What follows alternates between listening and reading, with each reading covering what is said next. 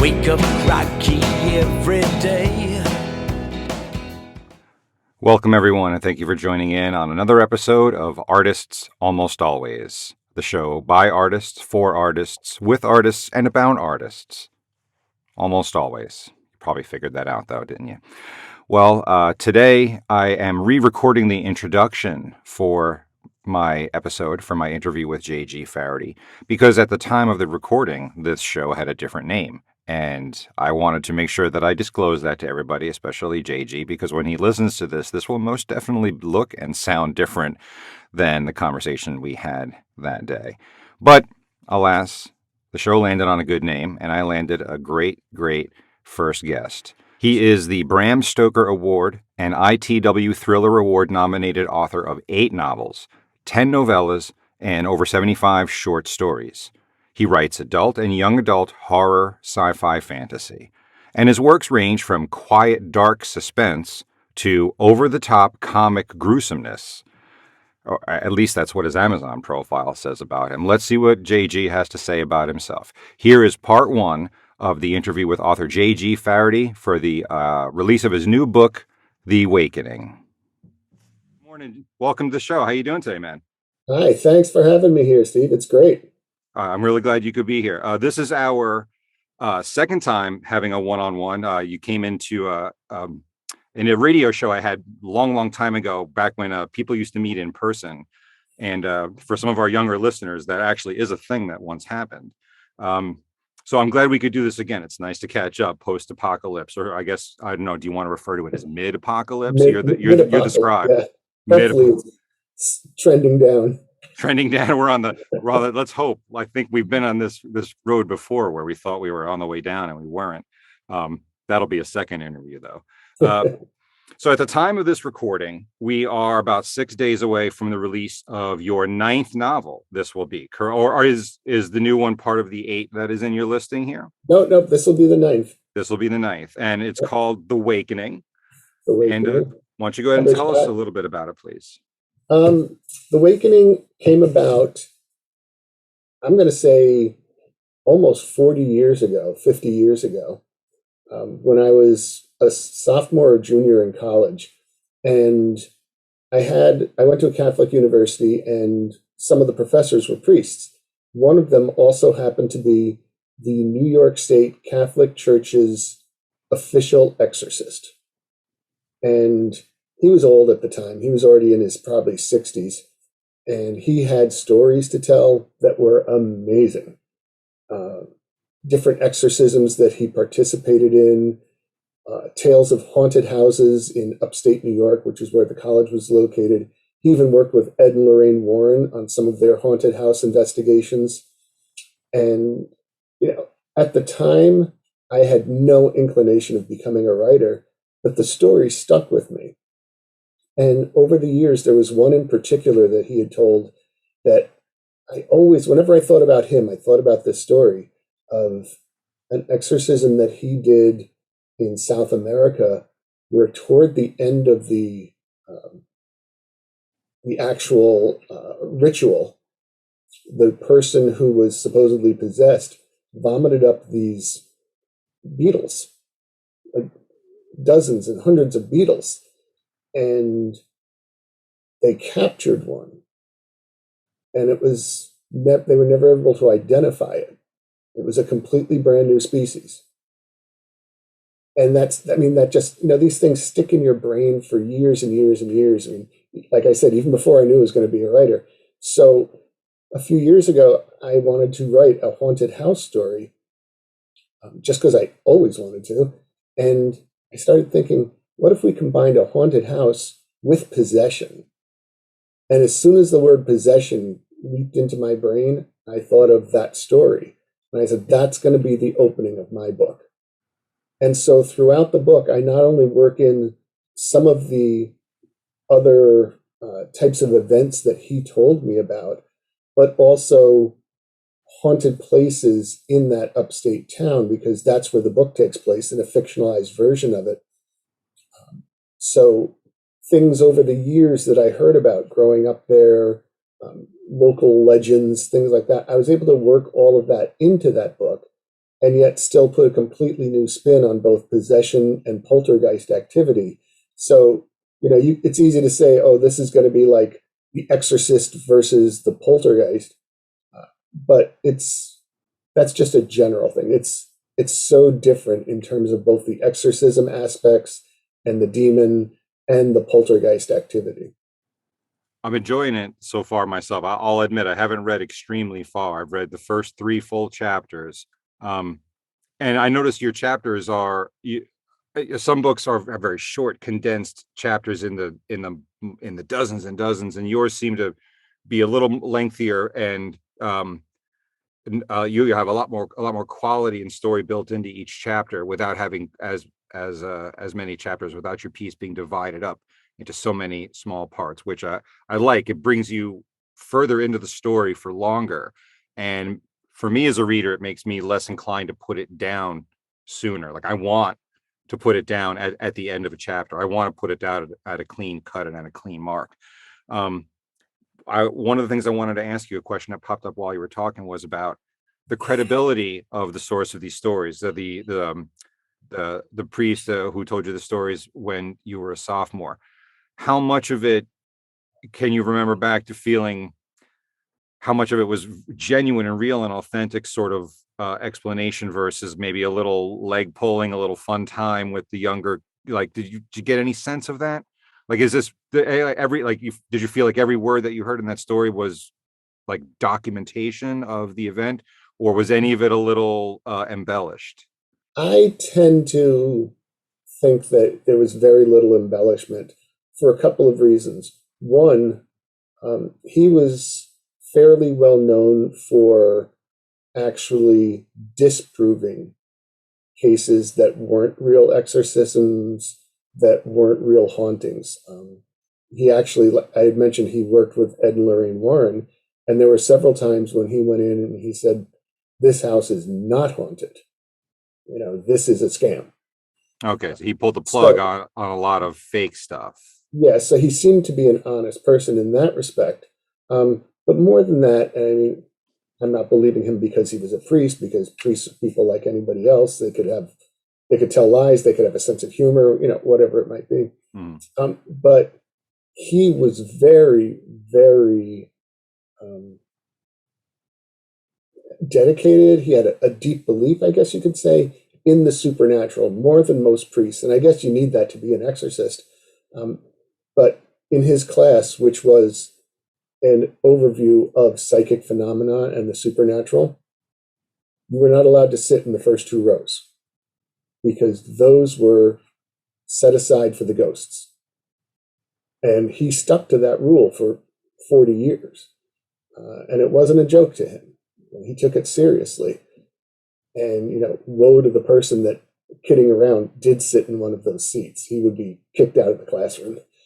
And he had an open mind about things. So it was very strange for me to meet a priest who believed in ghosts, who believed in evil with the capital E as opposed to just general, bad guys. Badness, right. Right. Who believed in poltergeist, who believed in, all of these different types of supernatural things.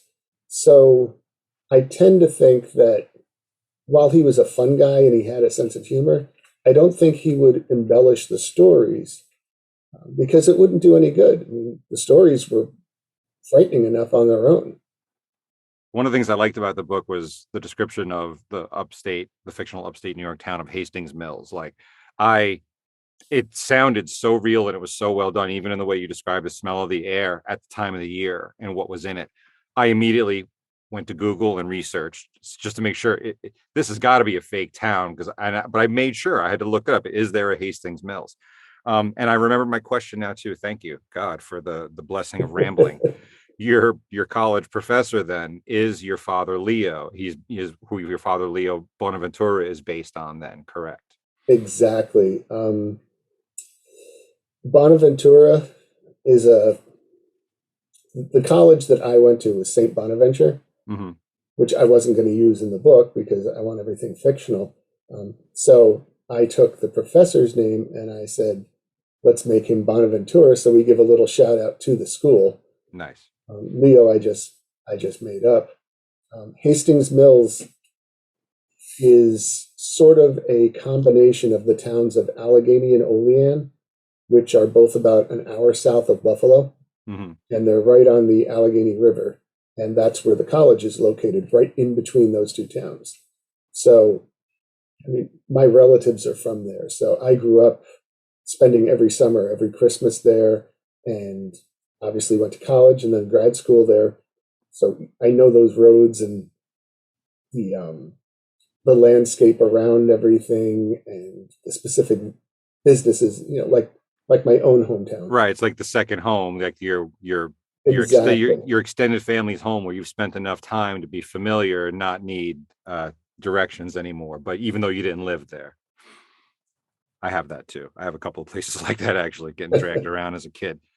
Question I had for you about your professor, the empty rose. Was it a matter of him believing or him knowing that there were entities or guests, quoting unquoting, sitting in those front two rows? Or for him, was it a matter of an invitation of principle saying, we believe these entities are out there and I'm going to leave these two rows open to welcome them to join us? Like, do you know for him if it was one more than the other?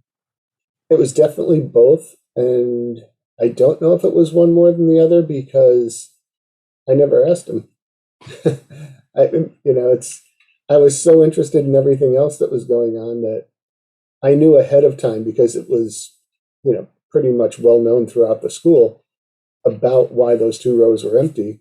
So when I started in the class, it was just, I accepted it. It was just, all right, that's part of the class, just like, he's a friar, so he wears a brown robe and it is what it is. So you just kind of just roll with it. You're at a St. Bonaventure University in upstate New York Catholic college. You got to you're just rolling with it. I got you. Exactly.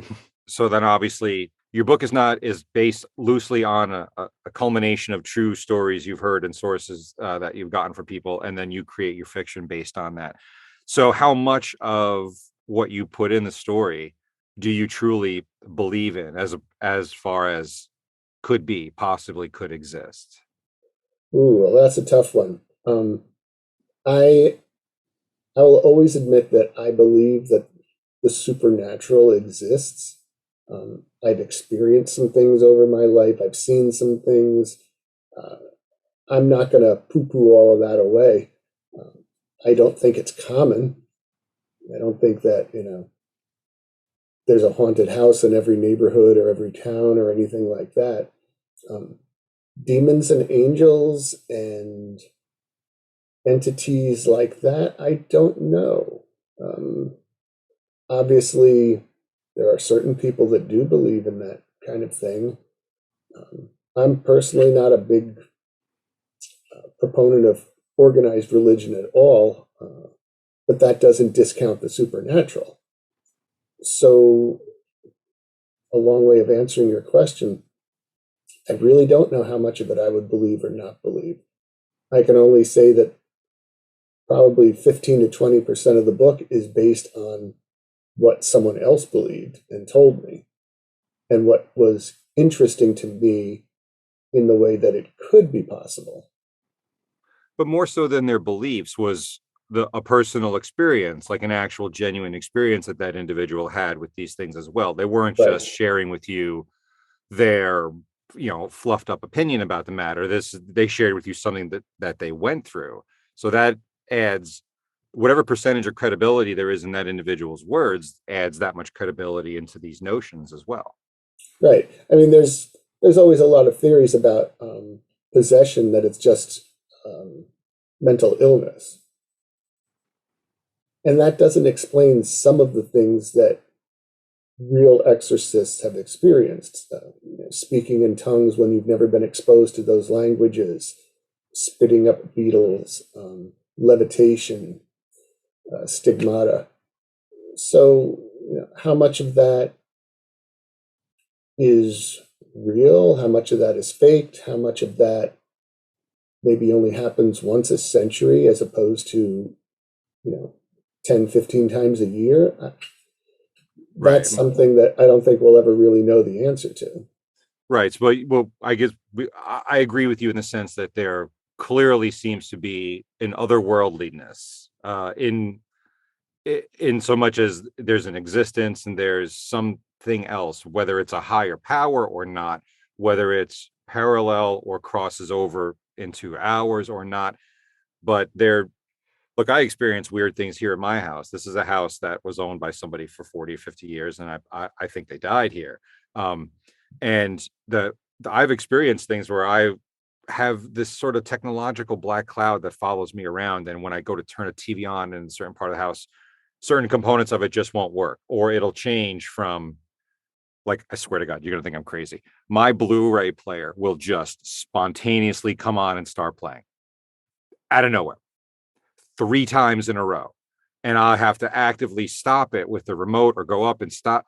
And when it turns on, it automatically changes the source on the TV, right? I'm watching cable or I'm watching, Netflix or whatever. And as soon as it's a smart Blu-ray player, so as soon as something hits the play button, it immediately engages the film and changes the monitor from one to the number 3 spot for the device. Right. It does this by itself completely, which, I mean, the TV is supposed to do, but I'm not hitting play on anything. I'm not sitting on the remote. I'm looking around. It's over there. No one's touching it. I'm alone. And like, it's happened. I've lived here for almost 9 years. It's happened so many times, completely spontaneous, with this double and triple effect. Like, and I'll look at the TV and say out loud, as if I'm talking to a ghost, a really bothersome ghost. And I'll say, I don't want to watch the Blu-ray. Like, it's frustrating. And then it stops. And you know what? If that's the extent of it, as long as this thing doesn't come in the shower with me or look up the toilet at me or whatever, something like, that's fine. Mess with my Blu-ray player all you want. Just draw the line there. And I don't, I mean, they're going to find out now, but I don't really tell my wife and my son that I think this, but I'm sure the jig is up now. So you mentioned, and this surprised me, that when you were a sophomore in college at that point at 19, 20, you didn't know yet that you wanted to be a writer. So when did that happen? When did something click for you? Because I had a question on here about what makes a person go from having an idea or having a series of ideas to actually wanting to get those ideas down in an organized, concise, complete work and to put it out to the world. What separates those types of people who will go to different levels of that? So then that led me directly to what made you go from not wanting to be a writer, not knowing you want to be a writer, to knowing. When did that happen? It's a good question. When I was a little kid, and I'm going to say third grade, fourth grade, I did want to be a writer. I loved the stories I used to read as a kid, like the Hardy Boys and Edgar Allan Poe and that kind of thing, and comic books, of course. And my dad used to tell me, bedtime stories and stuff. I wanted to be a writer, and I wrote, third grade versions of short stories for my English class. And my English teacher said they were good. I got A's. In fifth and sixth grade and seventh grade, I used to draw very politically incorrect cartoons, like takeoffs on Star Trek or something else where people were getting blown up all the time and their heads chopped off. And the other kids loved it. But then I was also really into science. I loved biology. My thought was I was always going to be like a park ranger or something like that. And I got into college, and I didn't do any writing in high school or anything.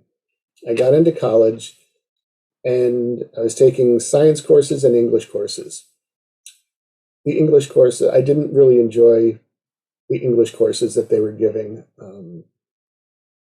It was just, composition, and everything was focused on grammar rather than imagination. So it wasn't for me. So I really focused on the biology end of things. But right around that time, and I'm going to say this was 1980, 81, somewhere around there, Stephen King's Pet Sematary came out. And I was already a Stephen King fan. He had a couple of books out by then. I read all horror. And I read Pet Sematary, and oh my God, that was the first book to ever really scare me, to the point where I stayed up all night just reading that book. And then somewhere in the process of that, I'm like, I wish I could write a book that scares people as much as that book scared me. And I started thinking, how hard can it be? All you need to do is write about a monster, and the monster kills some people. And so I grabbed a notebook and I started writing a book. It was about a monster that comes out of a lake in a small town. And I probably got about 30 pages handwritten into it. And a couple days later, I went back and I reread it, and I'm like, this is nowhere near as good as what Stephen King writes. I must not have what it takes to be a writer. I didn't know anything about rough drafts, proofreading, having an editor look it over. I thought you just sat down and you wrote a book, and then someone typed it and it got published. So I put it aside, and that was it. Never thought I'd be a writer again. Never even considered it. And then flash forward to the year 1999. I had lost my job. The company I was working for downsized, and I got a really good severance package. And I said, I'm going to take some time. I'm tired of, working 3 years here, 4 years there. I want to work from home. And with this package, I had 3 months where I could sit home and try and start a business. So I knew I was good at writing because I wrote operating manuals and things like that for laboratories and pharmaceutical companies. So I started answering ads. And one of the ads I answered was for the Princeton Review to write their study guides for 3rd and 4th and 5th grades. So you had to write the reading passage and then the questions. We did about 20 of those for the book, and other, reading and vocabulary exercises and stuff. Each book was about 100 pages long. And it was so easy. I mean, it just came to me, these stories. I would just keep making them up and making them up. I'm like, maybe this is something I could do. And I went to a horror convention in Westchester, and I met a woman who was putting together an anthology of short stories about Van Helsing. And I said, that sounds really cool. She's like, send me one. I'm like, okay, how long do I have? And she said, 2 days. We're almost ready to send it to the publisher. So I went home and I wrote a short story. It was like 30 pages in one day. And then I proofread it and I sent it to her. And I didn't hear from her, and I didn't hear from her. A couple of weeks later, she wrote back. She's like, I got 50 stories in for this book, and I can only choose 20. She said, if I could have chosen 21, you would have made it. She said, whatever. She goes, I know you've never done this before. She said, but you have what it takes to be a professional writer. Keep doing it. So for the next 8 years, I wrote short stories. And I went from not being published to getting 1 published, and then 2, and then 3. And then in 2008, I came up with this idea for a novel, and it took me a year to write it, and then another year to edit it. And in 2010, it got published. So from then on, I was just writing. I decided to go ahead and end part 1 there because this interview went on so long and ended up being so good that it's going to break up into 3 nice parts like that. So that was part 1, and my takeaways from this interview, from this part of it anyway so far, was what a huge appreciation I have for this man's total lack of laziness. I'm talking about the antithesis of lazy. It's not just an author or writer's meticulous nature to go through the finer details of his or her work, but for him to get to chapter 7 and then go back to chapter 2 and start writing again, picking up at a certain point, and allowing his writing to go along a completely different path if it wants to, without worrying about the other 7 to 10 chapters he's already written. He doesn't mind doing this extra work because it's allowing creativity to flow. It's allowing ideas to populate.